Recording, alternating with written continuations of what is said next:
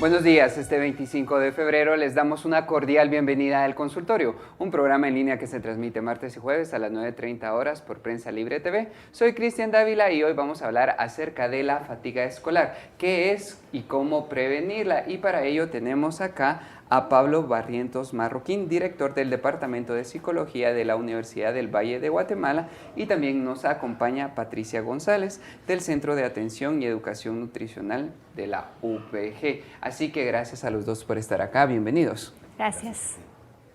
Gracias por aceptar nuestra invitación. Así que si usted tiene alguna consulta específica sobre la fatiga escolar, puede hacerla a través de las redes sociales de Prensa Libre. En Facebook aparece una imagen que dice el consultorio, pero también puede hacerlo por Twitter con el hashtag #elconsultoriopl, porque en breves instantes nuestros invitados las responderán. Antes de empezar a hablar acerca de la fatiga escolar, yo creo que es muy importante que hablemos sobre el rendimiento escolar, porque de este va a depender muchas cuestiones para que los padres de familia entiendan cómo va evolucionando su hijo en el ciclo académico. Por eso la primera pregunta sería, ¿por qué es importante que un padre de familia esté en constante monitoreo del rendimiento escolar de su hijo?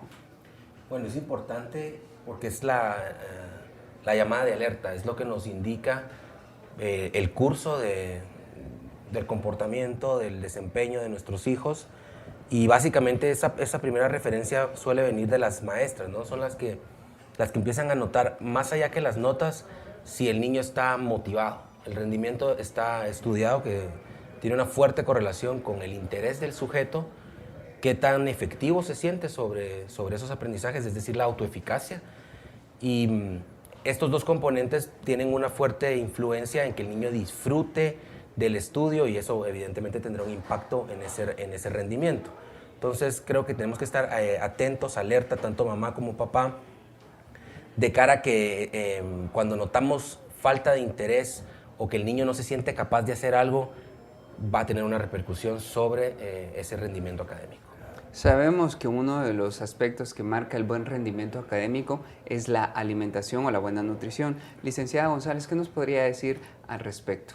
Creo que nosotros somos mucho reflejo de cómo nos alimentamos en el hecho de que es nuestra fuente de energía. Yo a veces se los comparo en Guatemala, si nos tocan la bolsa, es como la forma que entendemos mejor.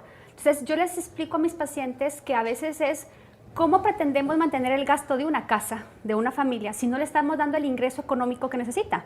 Entonces, ¿qué pasa con nuestro cuerpo? Si yo no le doy con qué trabajar, que en este caso es a través de la alimentación, la energía, las vitaminas, los minerales, ¿cómo vamos a rendir si no estamos alimentando de forma adecuada o no le estamos dando su sueldo, por así decirlo, al cuerpo, ¿verdad? Entonces, creo que eso es la parte importante de que si tú quieres tener bien tu casa o tu familia o tú vivir bien, pues también tu cuerpo necesita esa parte que lo obtenemos únicamente de la alimentación. Y eso se va a reflejar en el buen rendimiento escolar. Claro. Y si de alguna manera nos faltan esos nutrientes tan esenciales, también se va a reflejar. Licenciado Barrientos, hablando de otros aspectos que contribuyen al buen rendimiento escolar, ¿cuáles podríamos mencionar? Bueno, entre los principales es el horario, la regulación de un horario estable. Los niños que no tienen estabilidad y por lo tanto no tienen supervisión suelen manifestar problemas con la hora de despertarse, la hora de ir a dormir, los hábitos de higiene básicos, y todo eso repercute en la rutina del día siguiente, de la mañana. Entonces a lo que voy es que estos elementos conductuales tienen una incidencia en el rendimiento. El horario, cumplir esas horas, creo que esos son muy importantes, ¿no? Y esto, ambos padres juegan un rol en esto, no solo la mamá. Papá y mamá tienen un... Entonces vamos a la contraparte. ¿Qué aspectos negativos o cuáles son esos aspectos que inciden en el bajo rendimiento escolar? Bueno, tal vez para complementar un poco con lo que estábamos hablando, dentro de esa rutina que tú le creas a tus hijos está también la rutina de cómo comes, qué comes, a qué hora comes, ¿verdad? Porque, por ejemplo, si el niño desayuna o no desayuna al salir de casa, si el niño toma agua o no toma agua, tú mismo creas esos malos hábitos, como decía el licenciado, que al final son contraproducentes para tus chicos. Entonces tú después resulta que el niño pues no desayuna, se duerme en clase, no refacciona. Y todo esto va a ser contraproducente en cuanto a cómo va el niño a hacer toda una rutina o cómo va a rendir en su vida escolar, ¿verdad? Licenciado, ¿qué aspectos académicos contribuyen o van en detrimento de este rendimiento escolar? Bueno, algunas de las cosas que vemos desde la psicología es qué está causando el bajo rendimiento. Entonces, hablamos de procesos que subyacen o procesos que están detrás. Me refiero a procesos mentales, entre ellos la atención. Una de las primeras cosas que observamos que se ve deteriorada es la capacidad atencional que tiene el sujeto. Me refiero a su capacidad de sostener la atención, de estar alerta, de orientar su atención hacia diferentes puntos dentro del salón de clases. No ponerle atención ahorita a mi compañero y enfocarme en lo que dice la maestra, por ejemplo. Y bueno, esto también, la ejecución de la atención. Nuestra atención toma decisiones. Entonces, este proceso está muy bien estudiado desde diferentes modelos teóricos, pero es lo primero que vemos afectado cuando el niño no tiene esos hábitos de regulación que estamos conversando, buena alimentación. Así que es algo que tenemos que ponerle mucha atención. Sabemos que dentro de estos aspectos que contribuyen o influyen en el bajo rendimiento escolar es precisamente el tema que estamos hablando hoy, la fatiga escolar. Entremos ya directamente a hablar de la fatiga escolar. ¿Qué es? ¿Cómo un padre de familia puede entender en este momento que sus hijos podrían tener fatiga escolar y ellos no se han dado cuenta? Bueno, las primeras voces o signos de alerta es la motivación. El niño ya no quiere, el adolescente ya no tiene la misma gana, el mismo empuje de hacer las actividades con la misma energía. Entonces, eso a veces lo asociamos a otra cosa, al aburrimiento, que no le estamos motivando suficientemente, pero es algo interno, es algo que tiene que ver con un cansancio acumulado, permanente. La rutina cansa no solo a los padres, sino a los niños que también están expuestos al tema estrés. Ya está plenamente estudiado desde los años 80 que el estrés tiene como consecuencia, en el modelo de Hanseley, el agotamiento. Así que la fatiga puede relacionarse directamente con este agotamiento, y las consecuencias que esto puede tener pues son de lo más costoso para la salud, tanto mental como de todo el cuerpo. Precisamente de eso íbamos a hablar. Por ejemplo, cuando hablamos de fatiga escolar, ¿estamos hablando únicamente de un cansancio mental o también estamos incluyendo un cansancio físico? Creo que ambos. Nosotros a veces se nos olvida que nuestros chicos se cansan igual que nosotros. O sea, si yo salgo temprano, me levanto temprano, hago loncheras, veo que desayunan los niños, voy a trabajar, voy a dejarlos al colegio. Así como yo termino cansada o un papá termina cansado, pues igual los chicos con todo el montón de actividades que nosotros les estamos dando. Y claro, es mental, porque sus procesos son mentales igual que nosotros. Y a veces creo que el cansancio mental, me lo corregirán, sí, es tal vez más desgastante. Pero el mismo estrés que nosotros vivimos, también la mala alimentación causa estrés. Porque entonces el cuerpo, en lugar de actuar como fue programado, el metabolismo, cómo trabaja, con qué se alimenta el cerebro, a la hora que nosotros tenemos una mala alimentación, también generamos un estrés, ¿verdad? Entonces, ¿por qué? Porque le pedimos al cerebro que trabaje con sustancias con las que no fue diseñado, ¿verdad? Y la otra cosa es que ese cansancio, tanto físico como mental, va a hacer que nuestros chicos rindan mal. Licenciado Barrientos, así brevemente o en 4 o 5 aspectos, ¿cuáles serían aquellos aspectos que nos causan o son el origen de la fatiga escolar? Bueno, sentirse no capaz, sentirse que uno no es eficaz, baja autoestima, falta de interés, creo que también, y jornadas extendidas donde sobrecargamos cognitivamente nuestro cerebro. Agregaría que vivimos en una sociedad donde estamos todo el tiempo sobrecargando nuestros canales sensoriales. Por lo tanto, a veces nos quejamos de mala memoria, pero estamos saturados de información periférica que a la larga no nos sirve, y lo que realmente tenemos que ocuparnos de ello, lo dejamos de lado. Hablemos a quiénes afecta principalmente la fatiga escolar, es decir, de estos escolares, desde preescolares hasta universitarios, ¿quiénes están expuestos, o cualquiera de las personas en etapa o cualquier estudiante podría correr el riesgo de padecer fatiga escolar? Bueno, básicamente hay estudios desde los años preescolares, desde los 2 años hasta los 5 años, que sabemos esa etapa preescolar es la más determinante en la vida del ser humano. Y hoy en día muchos centros escolares están especializados en cómo hacer que esos años de vida sean placenteros, sean de disfrute, de goce y al mismo tiempo aprendiendo. El ejemplo de ellos son los sistemas Montessori, Waldorf, entre otros. Licenciada. Yo creo que nadie se escapa de la fatiga escolar, ¿verdad? Tenemos, y cuando uno lo platica con amigos, con conocidos, con familiares, tenemos el chico que va a la escuela, va al curso, va a la clase, va al refuerzo, tiene piano, equitación, ahora que está tan de moda, inglés. Entonces creo que nosotros hemos ido saturando a nuestros chicos porque el estándar de calidad que estamos pidiendo cada vez es más alto. O sea, ¿cuándo está el niño que va a jugar? Y la seguridad también que no te lo permite estar saliendo a jugar, ¿verdad? Yo salíamos y teníamos un poco más de apertura. Entonces creo que no escapamos al chico. ¿Y qué pasa? Después llegas a la universidad y querés un buen trabajo, querés graduarte con honores, querés ser el abanderado en el colegio. Entonces yo creo que no nos escapamos y cada vez la sociedad y nosotros como papás estamos exigiéndole más a nuestros chicos. Queremos que brillen, queremos que resalten. Y creo que se nos ha olvidado que son niños y que necesitan tener una vida como niños, ¿verdad? Y eso, pues como estamos hablando, genera un estrés, genera un cansancio y que tarde o temprano va a pasar su factura. Licenciado Barrientos, estamos hablando también de la fatiga. ¿Existen tipos de fatiga? Para responder esa pregunta la vamos a hacer después de nuestra siguiente pausa. No se vayan y sigan con nosotros en el consultorio porque al volver vamos a seguir hablando de la fatiga escolar y también vamos a darle consejos para que usted la prevenga o la evite en su hogar. Les recordamos que pueden dejar sus dudas y consultas a través de las redes sociales de Prensa Libre. Ya volvemos.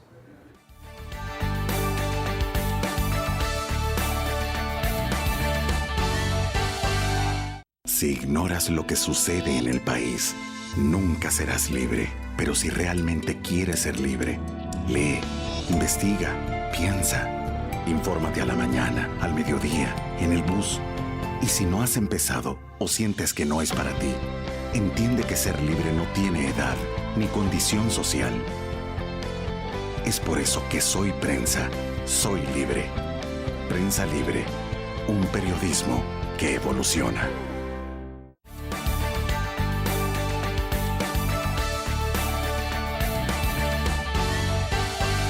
Estamos de vuelta en el consultorio. Hoy estamos hablando acerca de la fatiga escolar, qué es y cómo prevenirla, y tenemos a 2 expertos de la Universidad del Valle de Guatemala para aclarar estas dudas. Ahora sí, la pregunta que había quedado en el aire es si existen tipos de fatigas para que las personas que nos están viendo en casa o en la oficina entiendan realmente que hay varios tipos. ¿Cuáles son?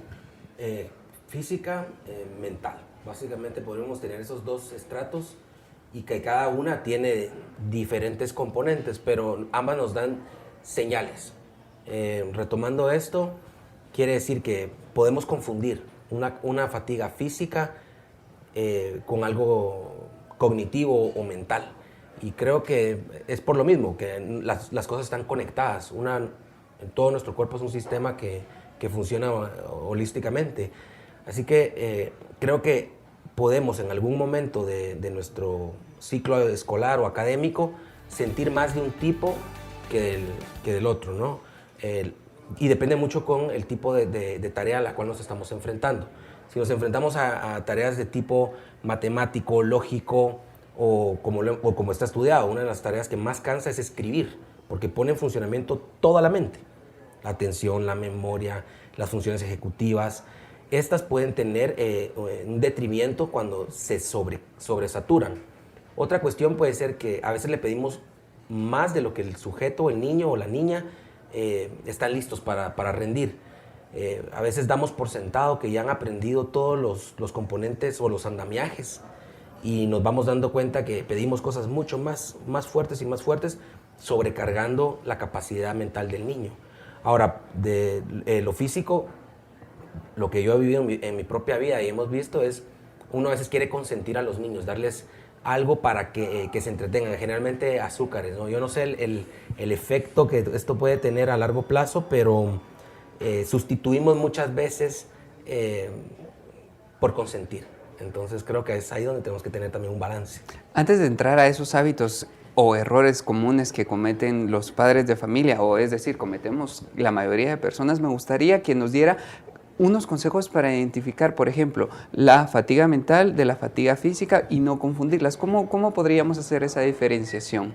Yo creo que con la fatiga mental tiene que ver cómo el niño o la niña afronta la tarea. Cuando empezamos a notar que ellos se distancian de esto, nos están dando un signo muy claro, y es: no quiero poner mi mente a trabajar en este momento. Otro componente creo que es los lapsos de sueño, los lapsos de atención, la capacidad también de sostener mentalmente información. Cuando vemos que los niños o las niñas empiezan a olvidar esto, no tenemos que saltar a decir déficit de atención, sino preguntarnos por qué está olvidando esta información, por qué está dejando la mochila en el colegio y no la trae de vuelta, por qué dice que se le olvidó su cuaderno de matemática. Puede ser porque no quiere confrontar esa tarea, y no necesariamente el componente biológico asociado a los neurotransmisores que regulan estos trastornos, ¿no? O que se les asocia a estos trastornos. Ahora, en el tema físico, pues es el aguante del cuerpo, ver que rindan en las horas que usualmente rinden, que estén despiertos a la hora que usualmente, y que tengan autonomía y ganas de hacer cosas lúdicas. Cuando el niño, y es el típico ejemplo de las casas de hoy, están en el iPad todo el tiempo, como una fuente de entretenimiento. Ok, hay cansancio cognitivo, hay estimulación mental, pero estamos sustituyendo el ejercicio recreativo, lúdico, que antes teníamos, de agarrar la bici, irnos con el vecino, ir a patinar, y irnos a trepar a los árboles, al barranco de al lado. Y bueno, todo eso hoy en día es muy difícil hacerlo.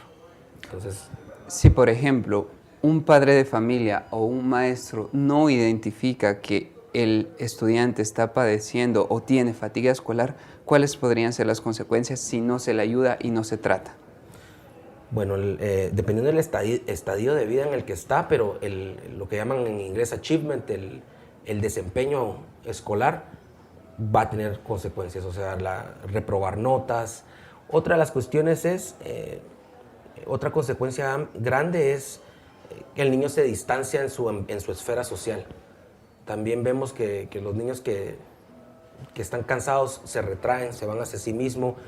Podemos ver síntomas diría yo, de ansiedad, de depresión, pero lo que más reportan hoy en día en las clínicas de atención psicológica es problemas de sueño, problemas de alimentación, hábitos que tenemos alterados de alguna manera. Ahora sí pasamos a la parte de los hábitos. Licenciada González, ¿qué relación tiene la fatiga escolar con la alimentación? Más de lo que creemos, tal vez. Nosotros creamos hábitos y los podemos reprogramar, ¿verdad? Pero algo tan importante, y es algo que en la práctica privada me está llamando cada vez más la atención, es el hecho de que el desayuno pasó a un segundo plano.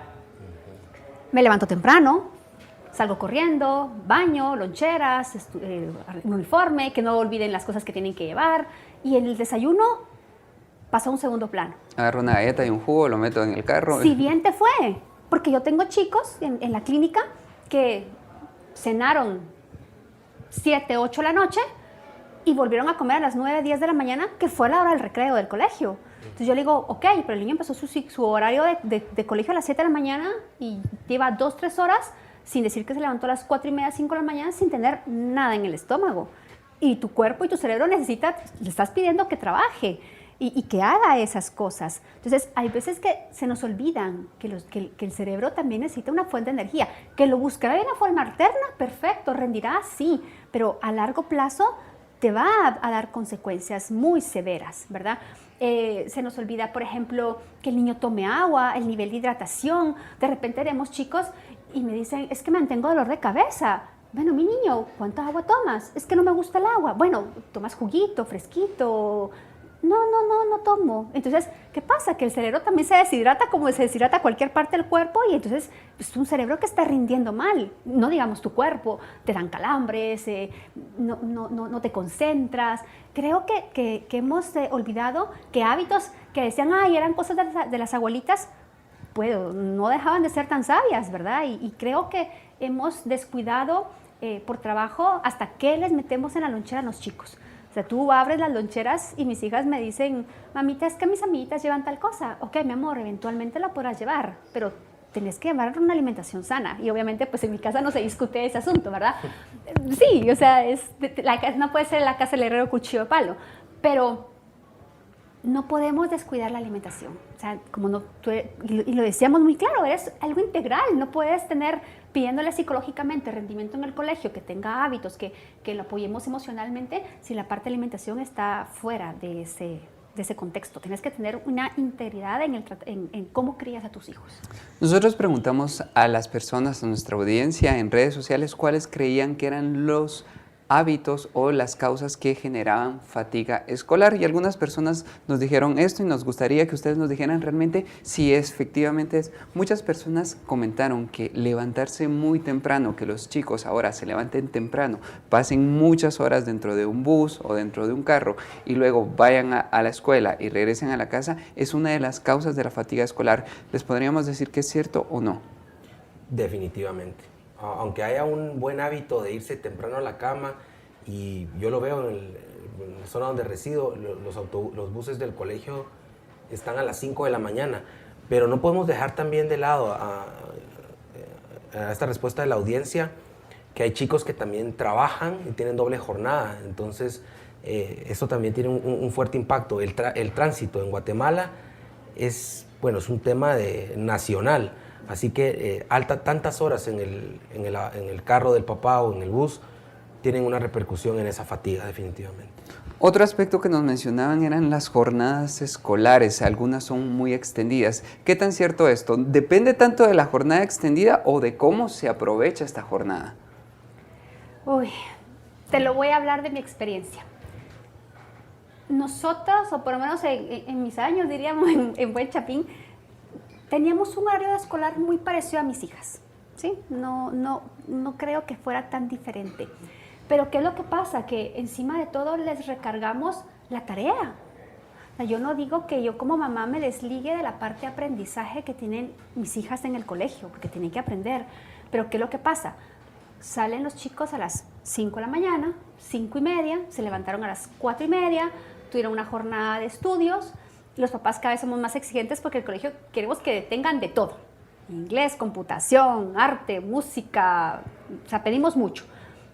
Pero resulta que cuando tú vas a la casa, los niños tienen 4, 5 horas de sentarse a hacer tareas y actividades del colegio. Entonces, es donde uno a veces piensa dónde quedó que los niños tengan la parte lúdica que estamos mencionando y que tengan la parte de recreación y la parte de, ok, desconecta el chip de aprender y conecta el chip de ser niño, ¿verdad? Y creo que en mi experiencia como mamá, no me aparto que tengan que seguir reforzando en casa algunas cosas, pero también creo que a veces, y tal vez, no sé si te pasa a ti, pero soy una mamá exigente porque como doy clases, mis actividades docentes tienen un objetivo, y a veces cuando yo digo, ok, tal vez yo no entiendo el objetivo de esta tarea, pero no le veo un objetivo más que el poner a hacer algo que el niño tiene que hacer.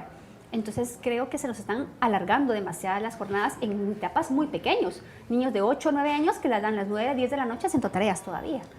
La licenciada González tocó un tema muy importante, la utilidad y el objetivo de las tareas, porque ese era otro punto que las personas mencionaban. Muchos padres de familia consideran que las tareas escolares no tienen un objetivo claro y no entienden por qué los alumnos pasan tantas o sus hijos pasan tantas horas tratando de hacer estas tareas que al final de cuentas no le van a rendir frutos. Bueno, hay tareas que incluso yo no he podido hacer con mi hijo, o lo contestamos mal, o lo respondemos mal. Yo creo que también tratan de llenar mucho el tiempo del alumno. Algunos colegios han dado marcha atrás a esta cantidad de tareas, están delimitando los objetivos, las competencias que estas tareas van a generar en el niño, y si son innecesarias y si solo van a llenar por llenar espacio, pues se cuestiona el tema de retirarlas de esa jornada. Tú mencionabas algo de la calidad que tenían que tener estas actividades extracurriculares, y yo considero que tienen su parte beneficiosa, en cierto modo. Cuando los niños hacen natación, karate, están en algo que ponen en ejercicio todo su cuerpo, pero al mismo tiempo favorece que esta fatiga sea canalizada, no solamente mental, de agotamiento, de falta de nutrición, sino que el mismo cuerpo está generando un cansancio que es beneficioso para, bueno, hasta lo que yo sé, trae beneficio para todo el cuerpo. Usted tocó un tema muy importante porque también las personas nos comentaban acerca de las horas de juego. ¿En qué momento nosotros sabemos que esas horas de juego o qué tipos de juego realmente van a ser beneficiosos y no van a ser como estás perdiendo el tiempo, como a veces se ve, ¿verdad? Esas horas de juego al día, ¿qué tan beneficiosos son o cómo el padre de familia sabe que lo que está haciendo, natación, karate, realmente le va a beneficiar en algún momento de su vida? Bueno, hace poco estábamos discutiendo el tema de cuando la televisión estaba en la cocina o en el comedor de las casas. Y hoy en día son los móviles, los teléfonos móviles y cada quien en su propio mundo, en su propia esfera, en esos tiempos que antes eran de cierta manera lúdicos, de compartir, de conversación, de cómo te fue el día de hoy. Entonces, creo yo que el rol que juegan los padres, las madres y los hermanos mayores es cómo organizamos ese horario. Es decir, que hay tiempo para todo. Hay tiempo para la tele, hay tiempo para no hacer nada, definitivamente. El no hacer nada es bueno también. Permite que un montón de sustancias en nuestro cerebro se estabilicen. Así que lo que yo creo que tiene que haber un consenso en casa y que ese consenso en casa sea reforzado en el colegio, que no sea tan disonante, es que hay tiempo para todo. Hay tiempo para la tele, hay tiempo para los juegos. Eso es lo que yo diría. Ya llegamos a la parte final de nuestro programa, pero no me gustaría que nos fuéramos sin antes que ustedes nos dieran los consejos generales para evitar la fatiga escolar. Desde su punto de vista, ¿cuáles serían sus consejos generales y nutricionales para evitar la fatiga escolar? Yo creo que aquí no hay que inventar el agua azucarada. Los estudios y todo lo que hemos estado, y los medios de comunicación y todo mundo dice, sigue siendo básicos. Necesitamos que los niños coman bien. Y reglas básicas, no sales de la casa sin desayunar. Eso es básico en mi casa. No, mamita, que no tengo hambre. No, mi amor, es que no te estoy preguntando. Tienes que desayunar. Vas a desayunar, a comer hasta las 9 de la mañana. Bueno, no pueden desayunar porque salen a las 4:30 de la mañana y les da náusea. Bueno, entonces llegas temprano al colegio y antes de bajarlo del carro, pídele que come algo. Tiene que salir desayunado. La hidratación es un tema que descuidamos. O sea, hablamos de qué comer, cuánto comer, pero no hablamos de la hidratación. Y obviamente no bebidas altas en azúcar porque no es la parte importante, ¿verdad? Frutas y verduras, creo que eso es importante. De repente tengo chicos con estreñimiento y eso hace que el dolor que mantienen constantemente y la constipación hace que no quieran hacer nada, ¿verdad? Creo también que es importante el dónde comemos, cómo comemos, sentados en la mesa, viendo tele, frente a la computadora. En lo que como hago la tarea, no, mi amor, o sea, dedícate cada cosa en su momento, ¿verdad? Estás comiendo perfecto, comamos. Estás viendo tele, ve tele, porque de repente los chicos tenemos la contraparte, desde que no comen hasta que comen un montón y no se dieron cuenta porque como estaban viendo tele, haciendo tarea, y el problema de obesidad se nos viene encima, ¿verdad? Entonces creo que cosas muy concretas como esas podrían ser una buena alternativa para empezar. Gracias, licenciada González. Ahora. Bueno, yo agregaría a esto que los padres se impliquen en saber qué piensan sus hijos de esta tarea, de esta materia, que les preguntemos qué piensan, cómo te sientes, cómo tú disfrutas esto cuando la maestra lo trabaja en clase, cómo te gustaría trabajarlo hoy, cambiar los escenarios habituales para hacer las cosas. A veces aborrecemos el sitio donde hacemos la tarea, entonces permitir esa flexibilidad en la casa, no al extremo, pero permitir que él pueda escoger, creo que es eso. Y ahora, desde la parte de la supervisión de los adultos, siempre verificar pues que sea aislado el lugar, que los estímulos periféricos no sobrecarguen al niño o a la niña, y sobre todo acompañarlos, no hacer la tarea, sino acompañarlos, que sepan que uno está ahí para apoyarlos, creo que. Bueno. Llegamos al final de nuestro programa, pero agradecemos la visita de la licenciada Patricia González y del licenciado Pablo Barrientos, porque yo creo que estos consejos que ustedes dieron realmente van a servir de mucha utilidad para que los padres entiendan muchas conductas o muchos comportamientos de sus hijos y que antes no sabían que eran. Ya saben que puede ser causa de la fatiga escolar. Si usted tiene alguna consulta específica, puede contactar a nuestros invitados en las formas de contacto que van a aparecer en su pantalla en este momento, y también les Les recordamos que pueden leer el resumen de este consultorio en la edición impresa de Prensa Libre mañana. Los esperamos el próximo martes porque tendremos otro programa de su interés. Hasta la próxima.